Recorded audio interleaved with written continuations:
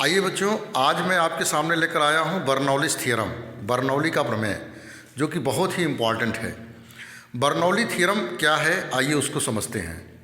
बर्नौलीज़ theorem के अनुसार एक आदर्श द्रव, अगर एक आदर्श द्रव धारा रेखी प्रवाह में बह रहा है, धारा रेखी प्रवाह का मतलब ये है कि अगर कोई द्रव इस प्रकार से बह रहा है कि आगे वाले अणु का अनुसरण पीछे वाला अणु कर रहा है, आगे वाले अणु का अनुसरण पीछे वाला अणु कर रहा है, तो इसे हम धारा रेखी प्रवाह कहते हैं।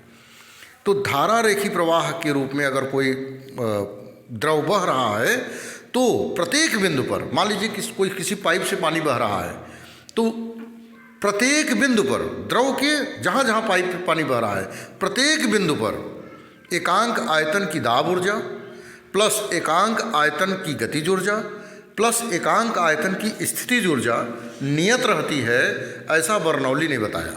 इसी को हम कहते हैं बर्नौलीज़ थ्योरम, बर्नौली का प्रमेय। तो जैसे मान लीजिए कोई पाइप है, इस प्रकार से कोई पाइप है और इसमें पानी बह रहा है। यहाँ पर अलग अलग ऊंचाई रखी गई है। मान लीजिए यहाँ पाइप H1 ऊंचाई पर है, यहाँ H2 ऊंचाई पर है, ठीक है। और ये X सिरा है, ये Y सिरा है। इसके सिरे का जो क्रॉस सेक्शन एरिया है, मान लीजिए A1 है, और यहाँ पर पाइप से जो पानी जा रहा है A2 है, और इस प्रकार से पानी बह रहा है।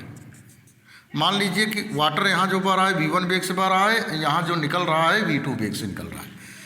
पाइप का मुंह जो है हर जगह समान नहीं है। तो जो पानी बह रहा है प्रत्येक बिंदु पर, कोई बिंदु ले लीजिए, यहाँ ले लीजिए, मैंने यहाँ ले लिया, आपने यहाँ ले लिया, किसी ने यहाँ ले लिया, किसी ने यहाँ ले लिया, प्रत्येक बिंदु पर कहीं भी पॉइंट ले लीजिए। तो यहाँ पर आपने जैसे ये बिंदु ले लिया, तो इस पर एकांक आयतन की दाब ऊर्जा, एकांक आयतन की दाब ऊर्जा, दाब ऊर्जा,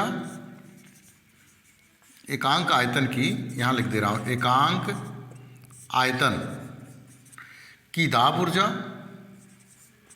एकांक आयतन की दाब ऊर्जा प्लस एकांक आयतन की गतिज ऊर्जा,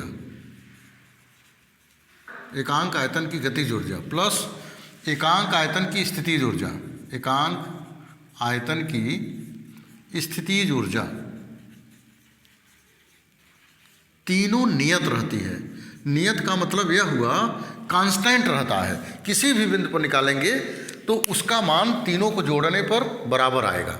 कहीं कहीं ये मान बढ़ सकता है तो ये मान घट जाएगा, कहीं कहीं ये मान घट जाएगा तो ये मान बढ़ जाएगा, ये मान घट जाएगा तो ये मान बढ़ जाएगा। तो आपस में घटते बढ़ते रहेंगे, लेकिन तीनों का जब हम योग करेंगे, तीनों को जोड़ेंगे, तो उसका जो मान आएगा वो कांस्टेंट आएगा, मतलब एक जैसा आएगा, वो चेंज नहीं होगा। तो ये बर्नौलीज़ का थ्योरम है। आइए हम जानते हैं कि दाब ऊर्जा होता क्या है, दाब ऊर्जा है क्या। बच्चों, हम जानते हैं कि दाब बराबर क्या होता है, बल बटे क्षेत्रफल होता है। अगर हम इसको इधर कर दें तो यह बराबर क्या होता है, P इंटू ए हो जाएगा। अच्छा, चूंकि हम जानते हैं कि कार्य ही ऊर्जा है, तो कार्य बराबर क्या होता है बच्चों, बल गुणते विस्थापन, विस्थापन मतलब D मान लीजिए। अब देखिए W इक्वल टू क्या हो जाएगा, F का मान क्या है, P into A into D. अब देखिए क्षेत्रफल है, दूरी है। अब एकांक आयतन के लिए, एकांक आयतन के लिए, एकांक आयतन के लिए, एकांक आयतन के लिए क्या होगा कि हम इसको V से डिवाइड कर देंगे। क्या कर देंगे, मतलब V से डिवाइड कर दें, या तो जहाँ आयतन हो उसका मान हम 1 रख दें, तो ये हो जाएगा, यहाँ पर मैं लिख दे रहा हूँ, तो W इक्वल टू हो जाएगा, W इक्वल टू हो जाएगा P into A into V D by V।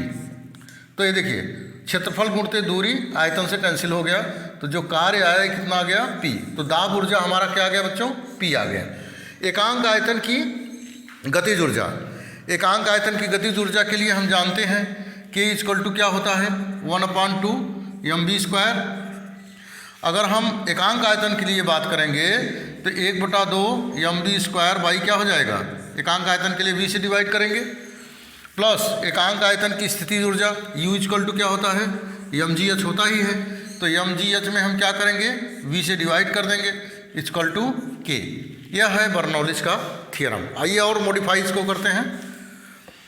Which is implies P plus, देखिए m/v, बच्चों हम जानते हैं कि रो इक्वल टू होता है m/v। रो क्या है? डेंसिटी है, घनत्व है।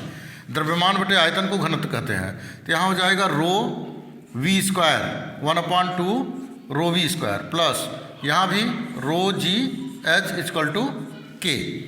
इसे कहते हैं बच्चों बर्नौलीज थ्योरम, बर्नौली का प्रमेय। ध्यान दीजिए, किसी एक बिंदु के लिए ये मैं बता रहा हूँ। अगर मैं मान लीजिए भिन्न भिन्न बिंदुओं की बात हो, भिन्न भिन्न बिंदुओं के लिए, बिंदुओं के लिए, भिन्न भिन्न बिंदुओं के लिए बच्चों, भिन्न भिन्न बिंदुओं के लिए मान लीजिए कि यहाँ जो दाब ऊर्जा है P1 है, वेलोसिटी उसकी V1 है, क्योंकि अलग अलग वेलोसिटी चेंज हर जगह चेंज होती रहेगी, लेकिन जो कांस्टेंट चीज़ें हैं वो नहीं बदलेंगी। जैसे रो घनत्व क्या है? द्रव का घनत्व तो वही रहेगा, वो थोड़ी चेंज होगा। इसके बाद जो G है, स्मॉल g है, उसका भी मान चेंज नहीं होगा। तो आइए देखते हैं भिन्न भिन्न बिंदुओं के लिए। पहले बिंदु के लिए यहाँ मैंने लिख दिया कि P1 plus half rho V1 square. मान लिया वेग क्या है? V1 है, और दाब ऊर्जा जो है P1 है, प्लस P रो G H1। मान लीजिए हाइट जो द्रव की ऊंचाई है वहाँ H1 है, इक्वल टू क्या लिख दिया मैंने? K, equation number 1। तथा दूसरे बिंदु के लिए P2 plus half rho V2 square plus rho GH2 equal to K, equation number 2। समीकरण 1 तथा 2 से, समीकरण 1 तथा 2 से, समीकरण 1 तथा 2 से देखिए, यहाँ भी बराबर K है, यहाँ भी बराबर K है, तो दोनों को हम बराबर कर सकते हैं। P1 plus half rho V1 square plus rho GH1 equal to, अब इसको लिखिए P2 plus half rho V2 square plus rho GH2। ये देखिए, ये बर्नौली का प्रमेय आ गया भिन्न भिन्न बिंदुओं के लिए, अलग अलग बिंदुओं के लिए।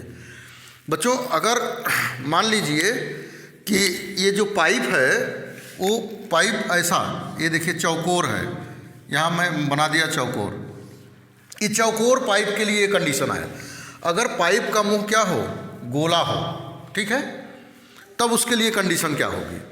और इसके पहले एक कंडीशन और है कि अगर जो द्रव की ऊंचाई है हर जगह बराबर हो। जैसे कभी कभी क्या होती है, पाइप क्या होती है, समतल में बिछा दी जाती है। तो समतल में अगर पाइप है, बिल्कुल प्लेन में पाइप है, पानी की अर्थात जो पाइप की ऊंचाई है हर जगह सेम है, हर जगह क्या है बच्चों? सेम है। तब के लिए क्या कंडीशन होगा बर्नौली का प्रमेय? आइए देखते हैं। यहाँ मैं इरेज कर दे रहा हूँ, ये देखिए, अगर यदि पाइप क्षैतिज हो, पाइप क्या हो? क्षैतिज हो, अर्थात H1 equal to H2 equal to H, H1 H2 को मैंने H मान लिया, दोनों को पाइप बिल्कुल क्षैतिज है। तब क्या होगा?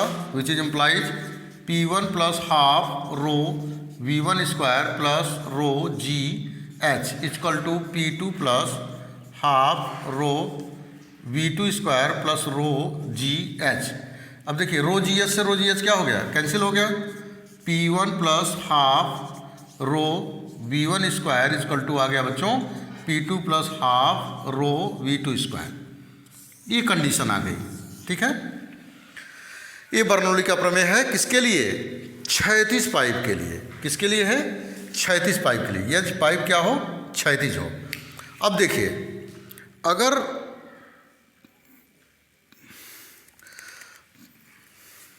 यहां लिख सकते हैं क्षैतिज पाइप के लिए, क्षैतिज पाइप के लिए। तो इस प्रकार से बच्चों बर्नौली का प्रमेय जो है सिद्ध होता है। और बर्नौली के प्रमेय का जो अनुप्रयोग भी होता है, जैसे वेंचुरीमीटर है, टॉरिस-सोलिस थ्योरम है, और टीन का उड़ जाना, हवाई जहाज़ के पंखों की बनावट ऐसी हो कि किस प्रकार से हवाई जहाज़ ऊपर उठ जाता है। तो इन सब जानने के लिए वीडियो को लाइक, शेयर और सब्सक्राइब करिए। निश्चित रूप से आपके पास अपडेट पहुंचेगा। Thank you.